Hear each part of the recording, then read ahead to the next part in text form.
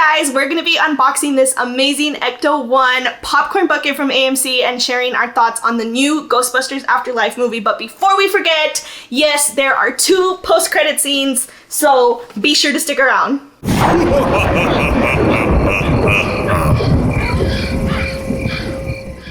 Hey Ghoulsters, welcome back to the Ghoulmates, where we keep it spooky all year through pop culture and nostalgia.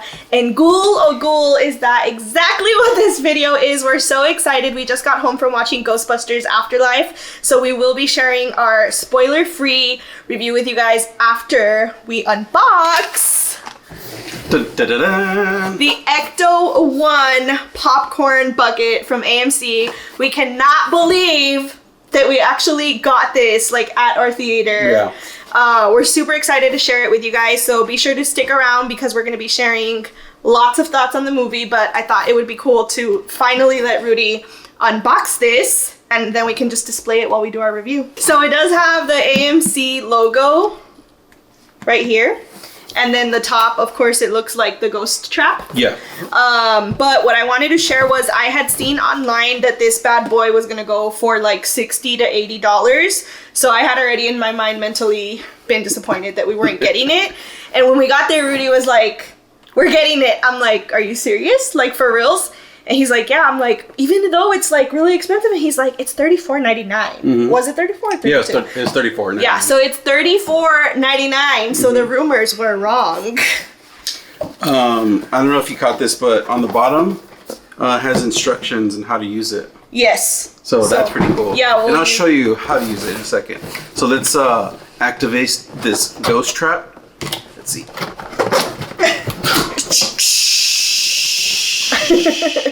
Okay, that's it. Oh, this is really cool. So it has this little protective cover to. Oh, look at this guy. Ooh, it's big. It looks really cool. It has great detail on it.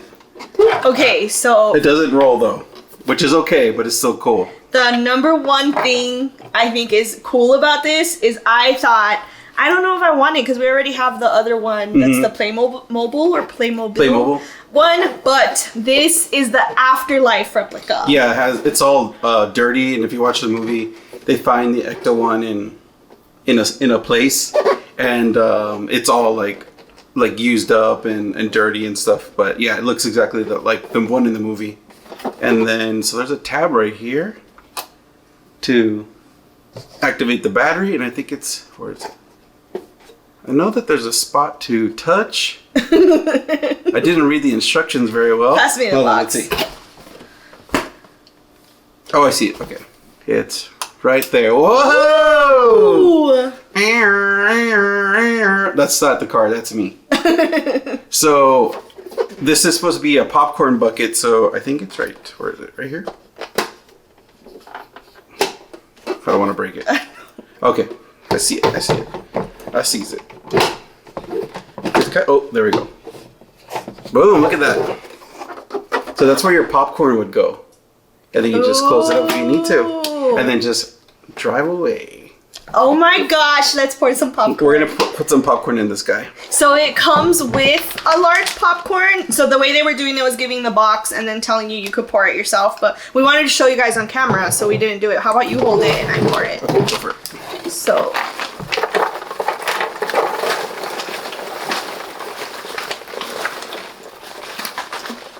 Ooh, let's see. So it fit.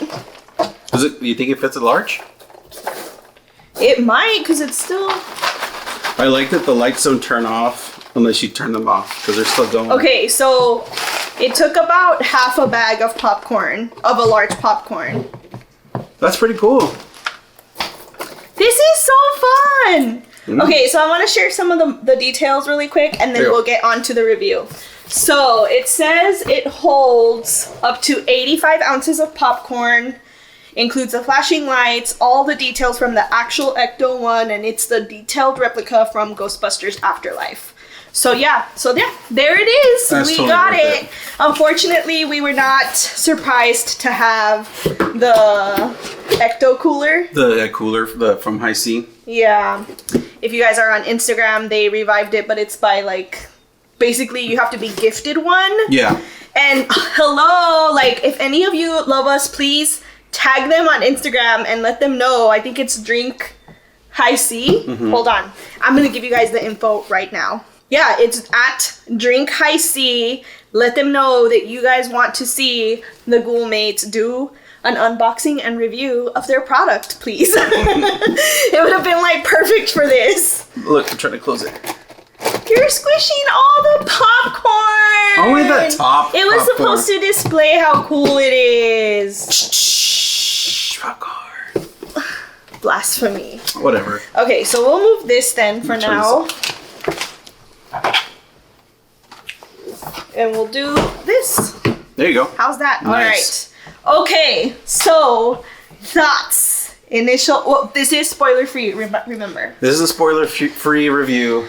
Do you want me to go first? Yeah, you're the true fan, like the original fan. The original fan. I liked it a lot. Like when I was watching it, I think it was halfway through the movie, and I was already thinking I want to come back and watch this, and I want to see it in IMAX this time or next time. But it was just awesome. Like when I was going into it, and when I heard about the remake for Ghostbusters, I was kind of like on the fence. I went in there with no expectations really. But then we saw Ghostbusters 1 and 2 together, and I got a little excited, and then we watched it, and it was pretty awesome. It was amazing. There was like one thing that I didn't like, but for the most part, like they do a really good job of bringing you up to speed if you've never seen the movies, especially like the younger generation. They did a really good job with that, and then just combining like the lore of Ghostbusters 1, the first one, into like a modern setting. I thought it was really cool. It was like modern, but also not at the same time because of where it takes place. Yeah, it's crazy. It's written really well. Yeah, they did a really good job of. For me, what I thought was it was like, yes, they tied in the history and the first one, and they had a lot of subtle nods for like true fans to get, but also it wasn't like so many like corny in your face references to the original that new viewers were just like, ugh, like it's so much like, okay, that was obvious, like stop trying so hard to make it like a throwback to the original, you know? Yeah, I think in the 2016 one they did a lot of that. They like kind of poked fun of the originals, and I felt like they tried too hard. And in this one, it was like its own movie. The cast, you knew it was a Ghostbusters movie, but you didn't necessarily need the original cast, which is, I know that's crazy, but I don't know, it just worked really well. And I don't know, like in Star Wars, when they remade Star Wars, they kind of brought in a lot of the older characters and stuff. And I don't know, I just feel like it stood on its own. And I think like in Star Wars, it needed those characters, but this one, it was just, the story was great. Yeah, definitely. And of course, coming from, you all know that I'm huge on women empowerment. What I thought was really cool was that you get to see a little girl that's like super into science and like really owning it and being proud of it, because there's not a lot of females in the STEM field. So I thought that it was really cool for them to like really bring that to light and kind of like show little girls who watch the movie that like that's an option for them. So I thought that that was really cool. Yeah, it was really cool seeing like right off the bat the main character Phoebe. She's like into science and like she's just like one of those people that are like a genius, kind of like Egon, and they just know a lot of stuff, and she's able to kind of navigate like everything that's happening around her, and it doesn't really faze her because she's so interested in everything, and she's able to, you know, make a connection with her teacher, and he's there for a specific reason, played by Paul Rudd, the sexiest man alive. The sexiest man alive. And yeah, it was just really cool seeing her, and it was really crazy because when I saw her, I was like, who is this girl? And I couldn't really figure it out, so I looked her up, and like she looks completely different from her character, because like she's blonde in real life. I was like, she just, it's like one of those like in the 90s when they had like the ugly duckling, they would just throw glasses on her, but then she just take them off and she's pretty. But she looked completely different. I was like, that's the same girl? They did a great job of making her look like her grandfather. Yeah. Who is... Harold Ramis, Egon Spangler. Yeah, so, I mean, they say that in the trailer, right? Yeah, they say it in the trailer. Yeah, so that's not a spoiler. But we're not going to say too much about it. But all I can say on that part of it is just that I was completely taken aback by how well they tied that storyline together. It was just so good the way they continued the story of the original characters through Phoebe. It was very well written. We also have Phoebe's brother, Trevor, played by Finn Wolfhard from Stranger Things. And when I first heard about the movie, I thought he was going to be the main character. Yeah, me too. And I thought it was going to be revolved around him and kind of play off the Stranger Things thing. But no, it centers mostly around Phoebe and like her world. But then we have like Paul Rudd and the mother and like their relationship. And they did a really good job jumping between all the relationships that are happening all at once. Yes. So, like, although Phoebe's the main focus, like, she doesn't eat up all the time in the movie. Like, they do a really good job of featuring, like, everybody in the cast. Yeah, for sure. And I also I kind of mentioned this too in the theater, but I really thought the relationship between Trevor and Phoebe was interesting. Yeah. Because they're like a brother-sister almost in the same age. Like you could tell he's an older brother. Yeah. But usually when you see those relationships in movies, it's like strained or they're just like typical teenagers that are constantly like bickering at each other and like don't get along. Oh, but yeah. And then at the end of the movie, they're like, oh, I love you. But... Yeah, right? In other movies, yeah. But this one was different because they actually have, like, a really good relationship. And, like, sure, they tease each other, but it's never, like, oh, why are you in my life type thing. So it was really cool to kind of see that. And I guess it kind of comes from, like, the strain they have with their mother at times. So you just have to see it to kind of understand it. But for me, I thought it was really cool to see a different type of sibling relationship outside of what you constantly see, like, in every movie. Yeah, that's crazy. I didn't think about that because, you know, the mother, she has like a strained relationship with her father, which is Egon. Sorry, let me start that again. 3, 2, 1. Yeah, you kind of see that strained relationship between the mother and Egon, and you know, I could see her kind of growing up with like this angst about her, and it kind of trickles down to her kids. But like they're both kind of, all three of them are smartasses in their own way. Yeah. But you could tell early on in the movie that they're like a tight knit pack. Like they rely on each other for a lot of things, and they're all about family. So I can understand why Trevor, you know, loves his sister and will do anything for her, but is also like trying to play it off like he doesn't care. Yeah. But he also kind of lets her like be herself. Yes. He's like there's parts where he's just like, you should try something different so you can make friends. But, you know, he tries to help her out, but he doesn't like force it upon her. And I think that's like a really good dynamic you have with like brothers and sisters. It was really cool, their relationship. Yeah, and then it was also cool too because they each kind of like discovered the Ghostbusters world in their own way, and the way that they like discover it, that they each know it together is really cool. But what I thought was really cool is like predictability wise, you expected that he was gonna be mean to her when she was like, we should Ghostbust or something, right? Like in my head she was gonna be like, we need to catch ghosts, and he'd be like, you're stupid, like this isn't real. But that's not how it played out. It played out like very organically, and I don't know, it was just really cool. He kind of feels like he's going along with it, and he's kind of like, this is kind of stupid, but he's not going to be like, I'm not going to help you, or he wasn't mean to her. He's just like, this is kind of silly, but I'm still going to go along with it. Plus, they're like in this like little town. Like, what else is he going to do? Yeah, no. So it was really fun. I really liked that.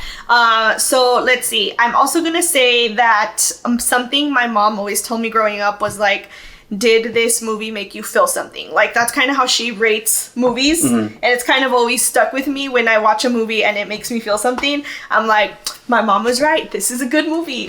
This movie made me laugh. It made me cry. It even spooked me in one part with like a tiny little jump scare. Like, it gave me all the emotions. I felt like so excited when they were like actually chasing ghosts. Like, it was, like, you really felt like you were there on a ride, like an actual, like, ride at Universal Studios or something. Right. Like, it was really fun. So I thought it was, like, a great watch, and also didn't expect to feel, like, sad at some point. I think they focused a lot on the writing because, well, like, back in the day, and with movies, they had to really rely on storytelling, and you didn't have so many, like, large set pieces with like special effects and stuff like that because it was expensive. And this movie is like that. Like, it has like maybe 3 or 4 large, well, like 2 large set pieces and then maybe like 2 smaller ones. But most of the movie is just like them discovering the Ghostbusters and just storytelling and less like action and visual effects. There's comedy. There are some spooky moments. But it was just a really well-balanced movie. And you don't really see that a lot anymore. It's either, like, on one side or the other. So this is, like, old school, like, golden age filmmaking, which was awesome. What about one of our favorite characters, Podcast? Let's talk about him. Oh, yes! Podcast! They don't show him much in the trailer, so... Which is great because... He almost stole the show. He was like hilarious. You know what? I feel like he stole the show the first half of the movie, and then he kind of like went back into the shadows at the end of the movie. But yeah, so Podcast is... Well, do we want to ruin it for them too? I won't ruin it for you, but I'll give you an idea of who Podcast is. He kind of reminds me of Bill Murray's character in the original Ghostbusters, but he also reminds me of like part... Data from the Goonies and then part Chunk from the Goonies. So he's like a character from the 80s that's like the kick-ass sidekick / smartass. Yeah. And he's actually not Chunk, but Mouth from Goonies. He's exactly like those characters. And I loved his character because it took me back to like Goonies, Gremlins, you know, Back to the Future, like all those smartasses from the 80s. He's like that character, and I loved it. Well, I don't necessarily know all those characters by heart. I'm still learning. When you're old like me, you'll remember those characters. Yeah, but I loved him, and as you guys, a million times you're gonna hear this. We had a podcast, and so that just like really resonated with us. And then there's like one part where he says they're in like a spooky place, and he's like, "I gotta come back here for my Halloween episode." Oh yeah, we were like, "That's us!" So it was really fun, and again, I know it's probably gonna change if they do another one, but I really liked that it wasn't the typical like, "Oh, he has a crush on Phoebe" thing. Yeah, I mean, you could tell that he has like a baby crush on her, but they're not. I think they're gonna save that if they expand. Yeah. Ghostbusters, like, it's like. It could go either way. I think he was just intrigued by her. I think he's intrigued by her. Like, he's not, like, fawning over her and stuff like that. But he's, like, very nervous around her. But she's also nervous around him. Yeah. Which I think is normal because I think both of them are, like, outcasts. Yeah. So they're not used to socializing with other people. And they found each other. Yeah. And they're just, like... I think they're both, like, shocked that both of them want to hang out with each other. Yeah. So it's pretty cool. Yeah. Okay, and then final thing before we do our final review... the marshmallows! That was really cool.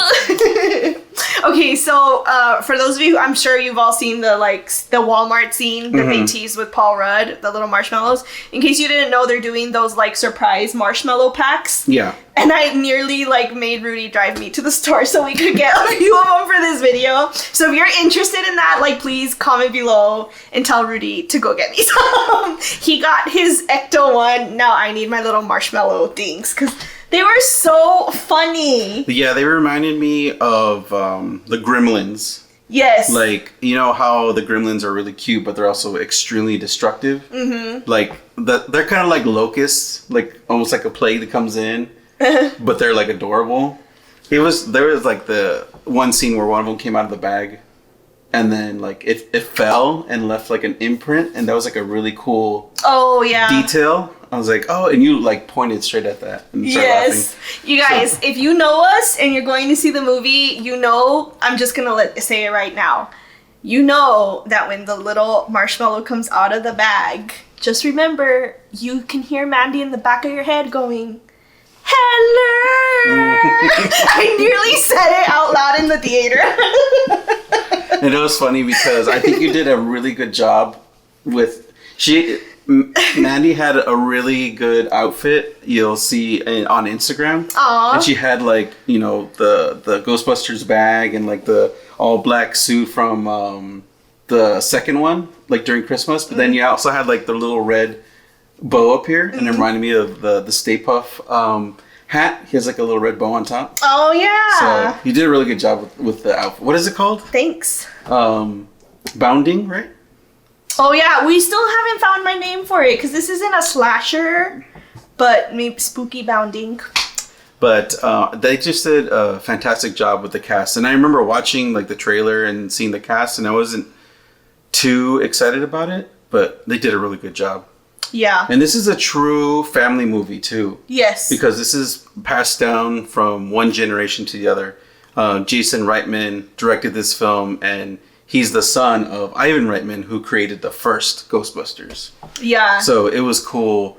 And I'm pretty sure, like, they were both on set and, like, having a grand old time and, like, just, you know, enjoying, like, this beautiful family thing that they created. And it's about a family, too. Yeah, you can feel so much of that. Like, I'm not going to give it away, but you can feel that this film was, like, truly made with love and passion. Mm-hmm. And it's just, like, a love letter to the original Ghostbusters fans, I feel like. Like, I genuinely think I discovered Ghostbusters through Rudy, of course, but I feel like if I had known it my whole life, like, I would have been, like, bawling in the theater. I still cried, obviously, but yeah, no. And then last thing, I know I keep saying that at the end, there's an end credit song that seems, like, really misplaced at the beginning. Mm-hmm. But then I think it ends up being about a ghost trapped in a house. And the girl singing is Phoebe. It's McKenna. Yeah. So that was a really cool surprise. So it's her debut song with this movie. So I was just like, man, go Reitman, man. Like, empowering the heck out of this girl. Like, she's so good at all of it. She did so much. I'm surprised she didn't, like, operate the camera and you know, wrangle some cables and stuff. So she did so much in this movie. And when I heard the song too, I was like, who is this? And I look at you because you're, you know, the resident pop person. And you're like, I don't know who this is. And I heard her voice and I was like, it's not the girl from the movie, right? Because you could tell it's her, but I wasn't sure it was her. And then you looked it up and I was like, wow, that's crazy. Like, it was a really good song. Yeah, it was a cool song. All right, so it's time. It's freaking bats. How many bats do you give this movie? I'm going to get it. I'm going to give it all the bats in the world. It was great. I'm gonna give it 6 out of 5 bats and 2 ghosts. Okay. It was really cool. I'm already ready to watch it again. Yeah, it was good. I'm gonna give it 5 bats. 1 for making me laugh, 1 for making me cry, 1 for scaring me, 1 for female empowerment, and 1 for all around a good time. It was a really fun watch. And I don't know, it's not often that I think we both, like, feel the same thing at the same time in the theater, and you could just, like, feel both of us, like, enjoying it. So it was really fun. Yeah, I had a great time. All right, Ghosters, that is our review of Ghostbusters Afterlife. If you went to check it out, please let us know in the comments down below what you thought. And if you're going to be checking it out, let us know as well. We also wanted to give a major thank you to our patrons. If it weren't for you all, we wouldn't be able to do these kind of unboxings and everything. And if you do consider subscribing to our Patreon, please know that everything that you invest in the Go-Mates goes right back into our channel. Mm-hmm. Everything from the lights to the camera to the tickets so that we can give you these reviews. It's all for the channel. So thank you so much for everything, and be sure to hit that subscribe button so that you don't miss out on all of the pop culture and nostalgia we're brewing up for you. Until next time, we're sending you ghouls and kisses. Bye.